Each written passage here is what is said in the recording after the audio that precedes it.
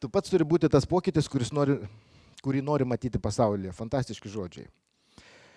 Ir lūžiai, pokyčiai įvyksta tada tik tai, kai pirmiausiai pirmasis asmuo, vadovas, inicijuoja, suvokia jų reikšmę ir eina į priekį. Pokyčius daro viršūnės, apačios daro revoliucijas. Tai visiems žinoma yra tiesa. Asmeniai įsitikinimai ir pirma kaina, kurią mes mokėjom, tai yra nuostatų keitimo kaina. Asmeniai įsitikinimai galingiausias pokyčių priešas. Ir vėlgi kiekvienas iš mūsų, čia sėdi daug turbūt vadovų, ko gero pokyčiuose reikia pradėti nuo savęs.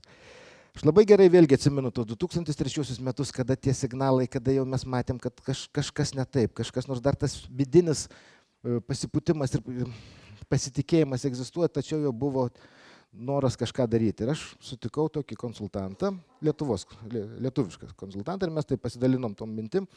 Ir tas konsultantas man pasiūlė, sako, žinai ką, sako, davai aš pasikalbėsiu su tavo komandos, pasikalbėsiu su tavim ir paskui mes už porą savaičių vėl susibursim ir aš, duosiu savo nuomonę iš šalies, kur jūs turite eiti, ar turite eiti ir ką daryti.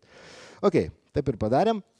Po 2 savaičių mes susirinkom ir šitas konsultantas pasakė, bičiuliai, sako, o jūs tikrai įsitikinę, kad jums reikia pertvarkų? Aš iš jūsų, iš čia sėdinčių, kai kurių iš jūsų esu girdėjęs tokius žodžius, kad pas mus viskas gerai. Pas mus reikia pakeisti pardavimo direktorių, ten dar kažką patvarkyti, bet iš principo viskas gerai. Tai ar jums reikia tų pertvarkų? Aš sėdžiu savo kėdėj muistaus galvoju, kuris čia iš mano komandos narys, tas biurokratas, kurį reikia paimti suvalgyti. Vienu žodžiu, tas mūsų posėdis taip ir baigėsi. Ir paskui grįžęs aš iš kabineto pradėjau galvoti ir paskui, Dieve man. Taigi čia buvo mano žodžiai. Aš tai pasakiau. Iš principo tada, kelias dienas buvo tokios labai įdomios, labai sunkios, sakyčiau, pilnos apmąstymų. Ne 1 kilometrą pražygiavau savo kabinete. Kol supratau, kad problema tai yra manyje. Ir kad aš stabdau viską. Ne mūsų komanda. Būtent mano problema.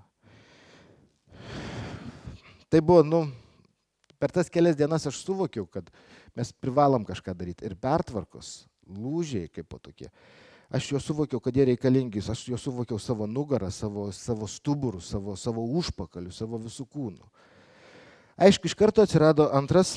Ir aš jau pasiruošiau. Aš jau buvau pasiruošęs, aš jau norėjau eiti į priekį.